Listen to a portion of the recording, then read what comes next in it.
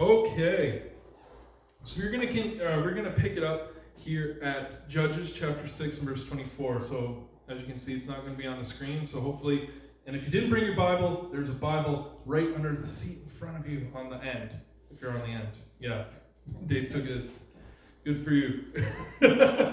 So we got. So we're going to be Judges chapter 6 verse 24. And before we get going there, if some of you just grabbed it, don't worry, we're not going to pick up quite yet. I wanted to go over something that I talked about last week, where I mentioned, I said that I didn't think that Gideon wanted to do something like genuinely, like this wasn't a genuine worship of God. And to clarify another thing too, which was that it wasn't that they stopped worshiping God, right? It's that God became one of many gods in their pantheon.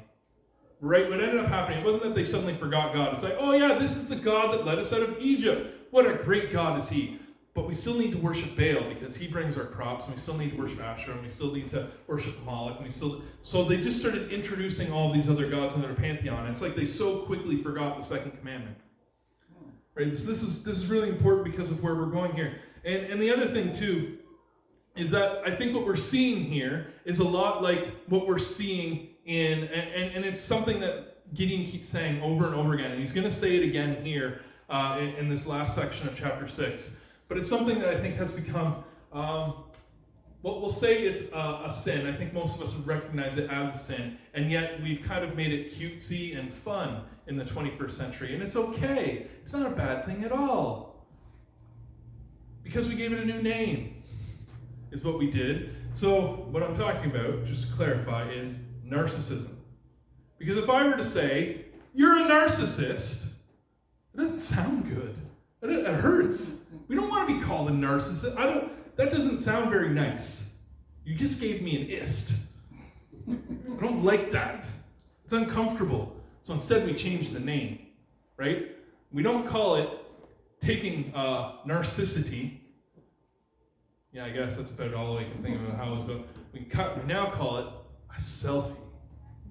Yeah? Think about it. Who's that around? Who's that about? Now here's the problem. It's about self, right? That's in the name. Selfie. Now, I want to make this clear because I've brought this up before for a lot of other things. And just like anything else, things are complicated, right? The Bible is complicated. Life is complicated. Life is not black and white. As much as we would love things to be black and white, and for us to be able to understand this is good, this is evil, this is right, this is wrong, this is my friend, this is my foe. Life isn't like that. Life is never like that. Life is very complicated. So I'm not saying if you go home and take a picture of yourself today that you're a narcissist, although you could be paving the road to it. Just keep that in mind.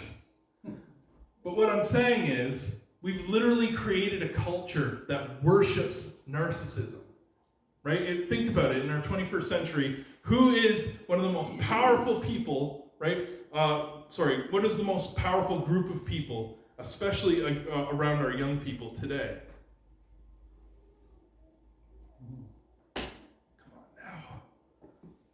We no longer call them leaders, we now call them influencers, right? These online personalities.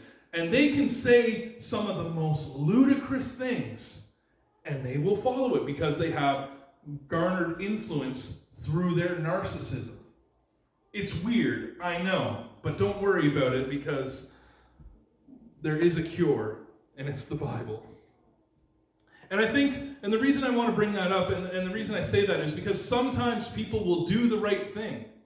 And this has happened, and you'll see that these moments will go viral online, and they'll get shared with you on Facebook or email, if any of you still do that, and I do.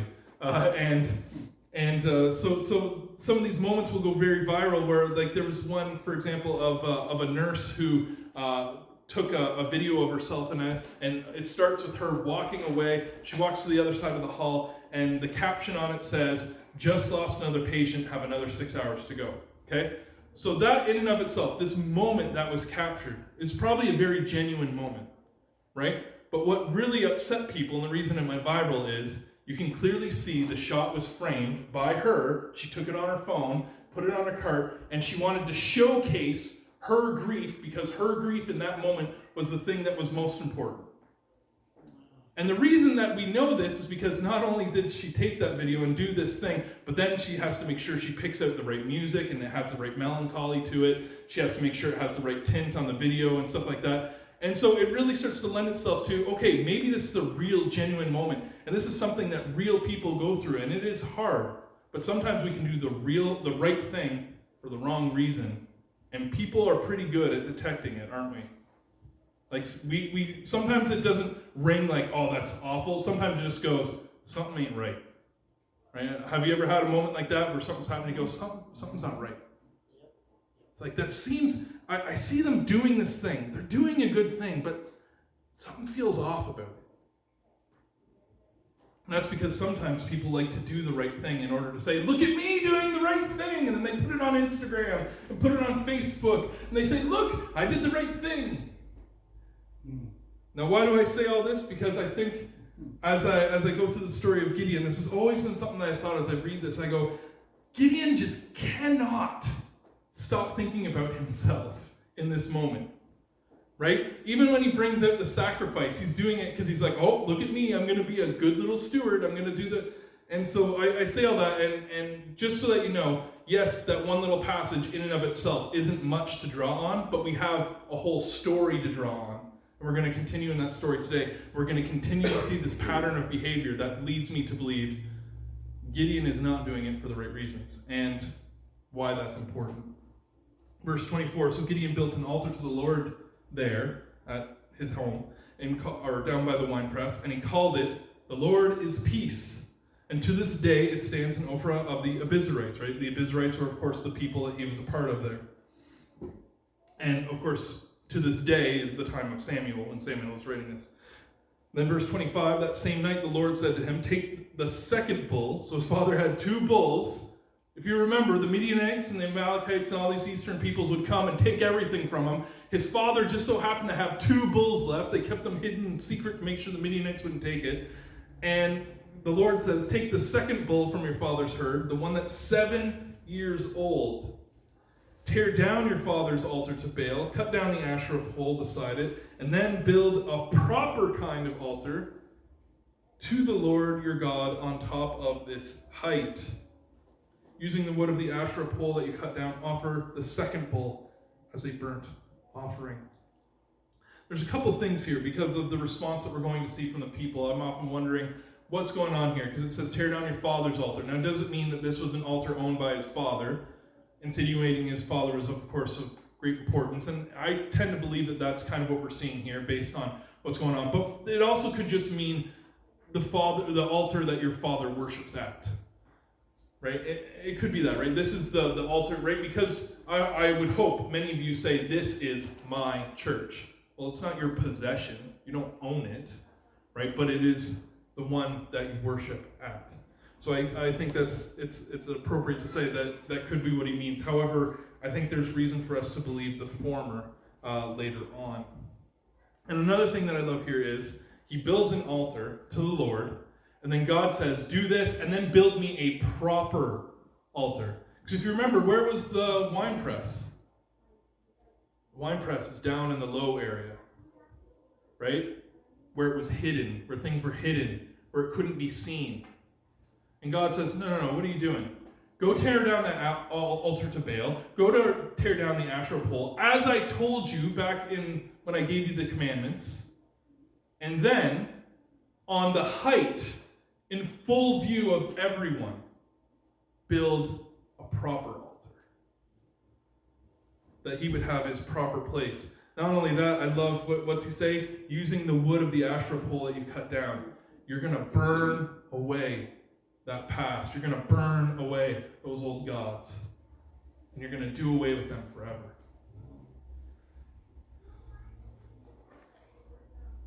So this is, by the way, is why I think that this might have actually physically been Gideon's father's possession. He took 10 of his servants. He's not poor. And he did as the Lord told him. But because he was afraid, right, here's this coming again, of his family and townspeople, he did it at night rather than the daytime. Now this again, I really struggled with this, and I kept going back and forth, and And I would say, well, maybe he did the right thing. Maybe he did the wrong thing. Maybe he's a coward. Maybe he's just wise. I don't know. Because there is some wisdom in it, isn't there? You know, if in the middle of the day you start destroying the altar, these townspeople are probably going to get pretty upset and might want to stop you quite physically. And things could get really bad. So I think there is some wisdom in that. However, again, I think this might be a case of doing the right thing for the wrong reasons. And the reason I say that is because of the pattern of behavior that we're seeing from Gideon. And again, I think it's important that we recognize who Gideon is, what he is, because it makes a more powerful example of the story of God in this case, right? We have to understand that Gideon is not a great guy.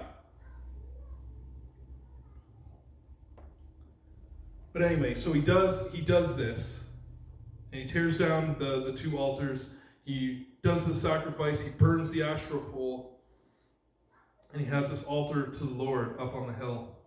Then it says, in the morning when the people of the town got up, there was Baal's altar demolished, with the Asherah soul beside it cut down, and the second bull sacrificed on the newly built altar. And they asked, the townspeople asked each other, who did this? And when they carefully investigated, they were told, Gideon, son of Joash, did it. So they finally figured it out. It's Gideon. So the people of the town demanded Joash, bring out your son, he must die, because he has broken down Baal's altar and cut down the Asherah pole beside it. But Joash replied to the hostile crowd around him. See, this is what I mean. This is the difference. Gideon was a chicken. He wouldn't have done this. He was a coward. And yet Joash, in a hostile crowd, a crowd that was not his friend, stands in front of them and boldly proclaims, are you going to plead Baal's cause? Are you trying to save him, being Baal? Are you trying to save this God? Whoever fights for him shall be put to death by morning. If Baal really is a god, he can defend himself when someone breaks down his altar. So because Gideon broke down Baal's altar, they gave him the name Jerub-Baal. That day, saying, let Baal contend with him. Right? Whenever we think of strong leaders of the faith and people that were, we kind of think more of a Joash here, who's willing to go out and say, look, he did the right thing, and go out in front of hostility and face possible doom. Right? There was no guarantee that as he got up there and he spoke these things to a hostile crowd, that they weren't going to just mob him, get him, and Gideon. Because they were really upset. As far as they were concerned, you just tore down the altar to Baal. Our very minimal harvest that we already get, because Midian comes in and steals everything, is now going to be nothing, because how can Baal bless our harvest if we destroy his altar?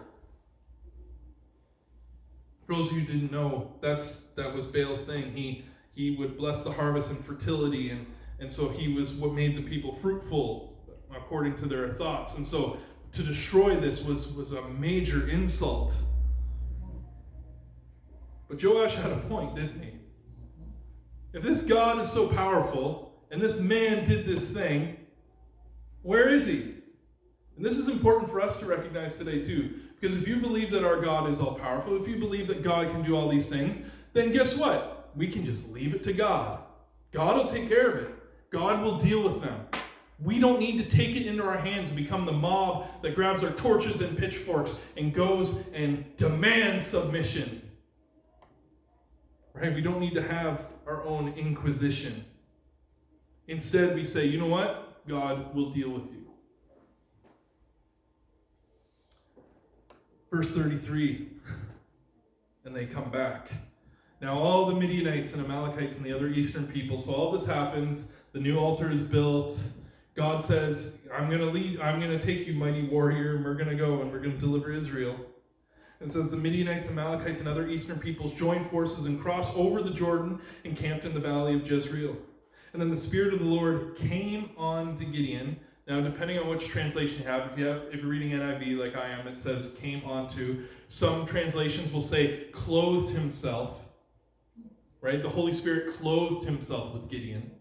I think that's an interesting, and I've heard different pastors say different things like, oh, isn't this a beautiful image of filling of the Holy... No. This isn't a filling of the Holy Spirit. This is, Gideon, I've asked you, you've shown that, okay, you've done the sacrifice, you're going to do these things. I need to use your body now. I'm going to wear you like a cape, and we're going to do this thing. And so he gets Gideon to do something. What's he get Gideon to do? And you'll notice, by the way, in the Old Testament, it uses this kind of language, whereas once you get to the New Testament, we read something a little different. Suddenly, the Spirit can actually dwell within because of the sacrifice of Jesus Christ. Now we don't need to have this relationship where God comes and has to clothe us or clothe himself with us, but instead he can come and dwell in us and speak to our hearts, and we can be willing instruments together. But instead here it says, so the Spirit of the Lord came on Gideon. He blew the trumpet. So this is what he gets him to do. Blow the trumpet, summoning the Abiezrites. These are the people from his clan here to follow him. And he sent messengers, throughout Manasseh, calling them to arms, and also into Asher, Zebulun, and Naphtali, so that they too went up to meet him. He's calling the troops. That's it. We've had enough. It's time to stop them. If this is our land, if God truly has gave it to us, it's time to stand up. And then, of course, we get to the second sign. So if you remember, the first sign was God brings out the sacrifice, Gideon brings out the sacrifice to the angel. And of course, we read it and we see it's probably Jesus, and he reaches out the staff, touches the rock, and boom, ignites. The entire sacrifice is consumed. Then he has a second sign here. Verse 36 says, so he sends them out to go rally the troops, and so Gideon, of course, he's still struggling with doubt. Many of us have been there, right? Maybe you've seen something, or God has spoke to you, and you feel like you were called to do it. But and so I want to be clear here. I'm not harping on Gideon for confirming it, because I think it's important that we understand who it is exactly that we're serving. Just because you hear a voice in your head say, hey, I need you to do this thing, make sure you know it's from God. Because there have been some horrible instances in even recent history where people have done some pretty devastating and awful things because they thought that they were doing something for God. A great example is there was a father in a province in our country who heard from the Lord that he needed to be just like Abraham. He had to sacrifice his son. And so he was expecting, much like Abraham, that God was going to intervene. So he takes his son out in the boat, and he gets ready, and he does just like the Lord had told him. And he goes and kills his son. Do you think that was God? And I'm sure this man, after being able to reconcile it, realized that he had been deceived. So that's why I'm saying I don't want to harp on Gideon for trying to confirm this. This is important that we get this right. It's important that we know who we serve, especially when the stakes are so high, right? He's calling him to gather the troops and go to war. This is a big decision. So Gideon says to God, if you will save Israel, if you're reading this, you'll see, by my hand, as you have promised. Remember what I said about the narcissism? Okay, and the reason why I say it this way is because, let's say God chose you and said, John, I'm going to use you, not me, for those watching. John, I'm going to use you to save Israel. Would you say to God, you know, if you're going to save Israel by my hand, or would you say, if you're going to save Israel? Right? You see the difference in those two sentences? God, you're going to do it. I'm going to be a part of it, obviously, because we're having this conversation. But you wouldn't put yourself into it, because who am I? Right? As Isaiah said, who am I? The man of unclean lips. Anyways, but that's not Gideon. Gideon says, if you're going to save Israel by my hand, as you've promised, look, I will place a wool fleece on the threshing floor. And if there is dew only on the fleece and all around the ground is dry, then I will know that you will save Israel by my hand, as you have said. And when this happened, and that is what happened. Gideon rose early the next day. He squeezed from the fleece and wrung out the dewful. Does anyone else see that in their Bible? It's weird. Anyway, bowlful of water. Bowlful of water. Okay, so has anyone here, you know, it's August, Maybe you're outside, you've gone swimming, you left a towel outside on a chair or something like that. Yeah, what happens when you wake up the next morning and see the towel and you're like, oh, what's wrong with the towel? It's wet. It's soaked by the dew. And of course, so is everything around it, right? And that's part of what makes this such a miraculous sign. He puts out this fleece on the threshing floor, and there's no dew anywhere else on the floor. It's all in the fleece.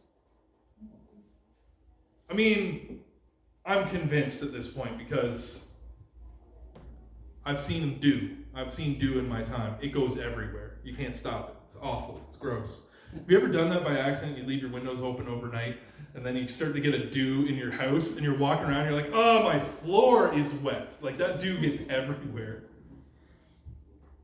I do that all the time. I'm always, never learn. So he gets a sign. He asks God, God, do this miraculous thing. Do this thing that should not happen. God does it. And then he says, Gideon said to God, do not be angry with me. Now everyone knows, if I say to you, please don't be angry with me, the thing I'm about to say is going to make you angry. Right? You don't preface your question with don't be angry unless you know what you're going to do is going to be upsetting. Because God just did something miraculous. God showed him a sign yet again. And he says this, don't be angry, but let me make just one more request. And this is what I mean. I feel like he's trying to get out of it. And fair enough. God's calling him to go to war against the enemy that has oppressed them for 7 years. But allow me one more test with the fleece. But this time, make the fleece dry and the ground all around it wet with dew. This is a miracle, okay? I tell you, take your towel, go leave it outside tonight, and you tell me if the ground is dewy and that towel is dry, you've seen a miracle. It doesn't happen. You get a wet towel. Especially if you've laid it on the ground, right? Maybe hanging in a chair, you might get away with it. You lay that on the ground, it's wet. But of course, we're not talking about like a natural event, a natural phenomenon, but instead this is something that God did. And God once again shows up. And it says, verse 40, that night God did so. He did exactly as Gideon requested. And only the fleece was dry and all the ground was covered in dew. I learned a couple things when I read this. Number one, we start to really see who Gideon is. And the reason why I think this is so important is because just like Moses said, well, I'm not good enough. Who am I? What have I done? But the problem is that we tend to put God in a box and we think that if I'm not good enough, God can't use me. But Gideon is clearly not good enough. He doesn't, I don't even know if you could call him a man of faith, whether or not he truly believes, because he keeps testing and testing and testing. He's trying to find a way out of it. But of course, God is going to show his hand, his might, his authority because of what's going to come next. And he's going to make sure that Gideon knows it is not by your hand, Gideon, by the host that you lead or the army you lead, but it is instead by my might, my power, that Israel will be saved. The other thing, too, that I love about this is sometimes we feel bad asking God to give us a sign, don't we? God, I want you to give me a sign, but we don't want to stretch it or test it. And what I see here is a God who is willing to be patient and loving and measured with his children.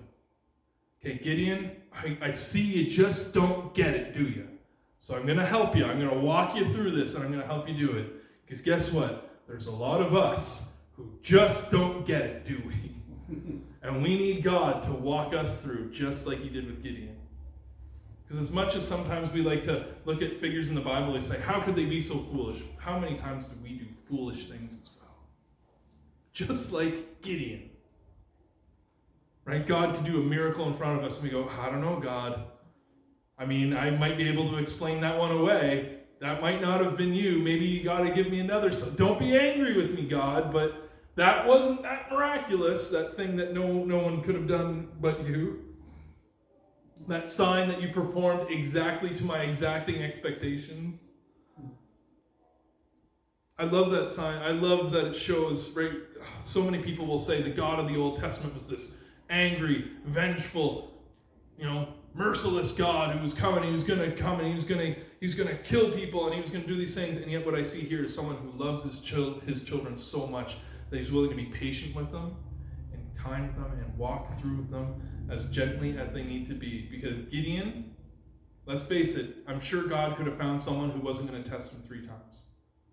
That's not what he did. And I love that he gave us this example that we can see this and go, you know what? How many times have I done this? How many times have I tested God or thought that God couldn't do something or push God off to the side? And yet here I see, you know what? God is patient. God is kind, right? He is love.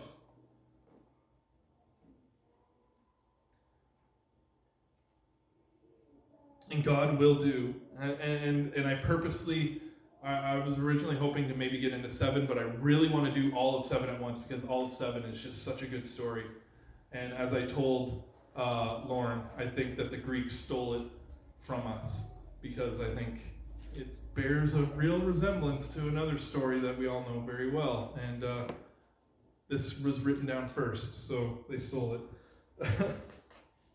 But as we get ready to go to the Lord in prayer here, let's just keep that in mind that, you know what, maybe there's things that we've put off or we felt like we can't ask God for. And that's one of the beautiful things I think about the story of Gideon is this is a guy who is unworthy, undeserving, and yet God shows him every mercy, every grace. And that is what he wants to afford us as well. That if there's something that you need to ask for this morning, ask.